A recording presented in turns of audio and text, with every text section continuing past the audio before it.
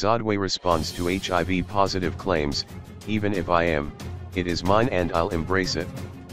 Zodwa Wabantu has hit back at questions over her HIV status, telling fans that she refuses to be bullied into revealing her status because of insensitive jokes and stereotypes around the disease.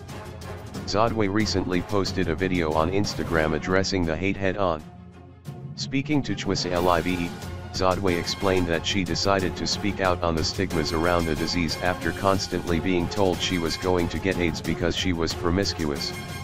I have friends who are infected by HIV/AIDS and who are constantly looked down upon. As Zodwa, I stand up for the people. I have grown up being called a BTCH and a WHRE. People always make jokes about HIV and say that I sleep around and I should be HIV positive or that it will catch up with me.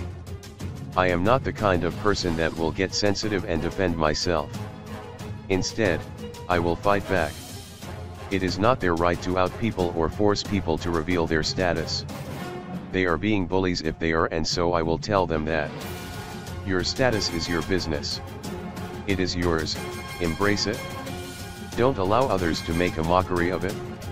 Zodwa may have been criticized by some for the way she spoke about the subject so casually, but the star said she was just speaking from the heart. I talk about it like they speak about it in hood, like it needs to be spoken about. Who is better placed to speak about it than me?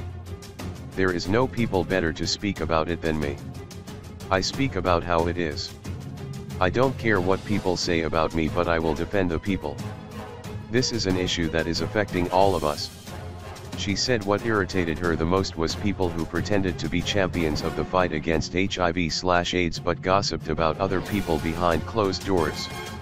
You can't be asking people what is wrong with them when they are sick, but you have already decided in your head that they are HIV positive. People are so good about saying things behind closed doors and then come out in public and say Happy AIDS Day. I am not like that.